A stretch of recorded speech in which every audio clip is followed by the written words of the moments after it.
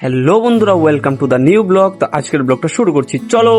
আজকে আমরা এমন একটি জায়গায় যাচ্ছি যেখানে আমার আগেও একবার এখানে যাওয়া হয়েছে, কিন্তু জায়গাটার আকর্ষণ অন্যরকম। এই কথাটা কেন বলছি, আপনারা ভিডিওটা ফার্স্ট টু লাস্ট দেখতে থাকুন, তাহলে বুঝতে পারবেন। তো আমরা প্রথমে বাড়ি থেকে বেরিয়ে গল্প করতে করতে আমরা তেলিয়ামুড়া রেল স্টেশনে চলে গেলাম। তারপর আমরা তেলিয়ামুড়া রেল স্টেশনে গিয়ে ছবি টবি তুললাম, ভিডিও করলাম। এরই মধ্যে আমাদের ট্রেনও চলে আসলো। তারপর আমরা গল্প করতে করতে পৌঁছে যাই আমাদের আগরতলা স্টেশনে। তারপর আগরতলা থেকে আমাদের উদয়পুর ট্রেনে উঠতে হবে। তারপর আগরতলা স্টেশনে পৌঁছেই দেখি আমাদের ইন্ডিয়ার পতাকা কেমন গর্বের সাথে উঠছে। তারপর আমরা গল্প করতে করতে উঠে গেলাম আমাদের উদয়পুর ট্রেনের। তারপর এখান থেকে আবার শুরু হলো আমাদের উদয়পুর যাওয়ার উদ্দেশ্যে। ট্রেনে ওঠার পর আমার দৃশ্যটা অনেকটাই ভালো লাগছে, তো তার জন্য আমি ট্রেনের দরজাটার সামনে দাঁড়িয়েছি। তো এখান থেকে দৃশ্যটা অনেকটাই খুব সুন্দর লাগছে। তো এখানে দেখতেই পারছো লাল মাটি, অনেকটাই দূরে দেখা যাচ্ছে যে ছোট ছোট বাড়ি, ছোট ছোট ঘর এবং সবুজ গাছপালা। গ্রামটা দেখতে খুবই সুন্দর লাগে। তারপর আমরা গল্প করতে করতে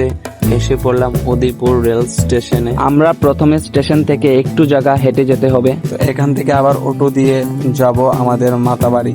তো আমরা এখন অটোতে করে মাতাবাড়ির দিকে চলে যাব। তারপর দেখতে দেখতে চলে আসলাম আমাদের উদয়পুর মাতাবাড়ির সামনে। অটো থেকে নেমে দেখি জায়গাটা ভীষণ সুন্দর, আর মাতাবাড়ি বলে কথা, তো সুন্দর তো লাগবেই। তখনই আমরা রাস্তাটা পাস হতে লাগলাম। তো এদিকে আমাদের ভাই এসে বলছে আমাদের দোকানে চলো, আমাদের দোকানের পেড়া অনেকই ভালো। আমরা ভাইকে বলছি না ভাই, এখন আমরা পেড়া কিনবো না, আমরা আগে ঘোরাঘুরি করে এসে আমরা পেড়া কিনবো। তো আমরা প্ল্যান করলাম প্রথমে আমরা পুকুর ঘাটে যাবো। তো পুকুর ঘাটটা দেখতেই পাচ্ছ অসাধারণ লাগছে, মানে মাতাবাড়ি বলে কথা, তো পুকুর ঘাট তো সুন্দর লাগবেই। তো আমাদের পুকুর ঘাট দেখা কমপ্লিট হয়ে গেল। এখন আমরা মায়ের জন্য ডালা সাজাতে যাচ্ছি। আপনারা দেখতেই পারছেন ডালাটা কত সুন্দর করে সাজানো হচ্ছে। ফুল, মোম, ধূপকাঠি, সিঁদুর আর পেড়া দিয়ে ডালাটা খুব সুন্দর করে সাজানো হচ্ছে।